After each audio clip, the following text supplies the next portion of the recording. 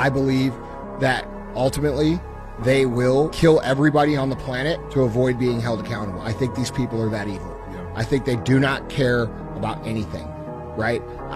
When I look at what happened in Israel and I see the videos of the hang gliders coming across the border, and I think about like how absurd this is, knowing that Israel has F-16s, F-18s, and all these aircraft and all these military, equipment at their disposal that we've sold them or given them. It becomes a pretty absurd observation to think that like some savage people could just like invade the country with paragliders and come in and just start, doing all this shit. And so like you have to ask the question, and by the way, when I'm talking about things, we have to understand there is a difference between the people of Israel and the government of Israel. There's a difference between Palestinians and Hamas.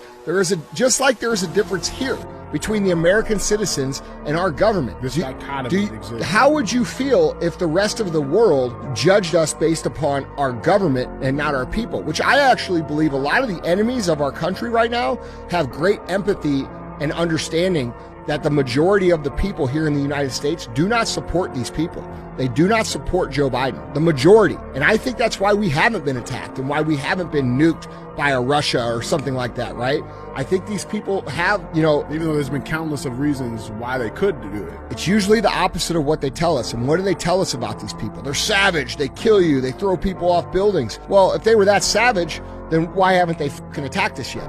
It's because they know and can idealistically separate the difference between a corrupt government and the people that are in the country, right? The citizens. And so when I speak about Israel and what's going on between Israel and Palestine, understand that I'm speaking with a difference between Israeli government officials and Israelis and Palestinians and Hamas. You understand? Absolutely. Okay, so when I look at this situation and I observe what I'm looking at, the conclusion I come to is that it was allowed to happen. And by the way, there's a whole bunch of IDF agents from Israel that have also come out publicly already and said this was allowed to happen. Yeah. All right.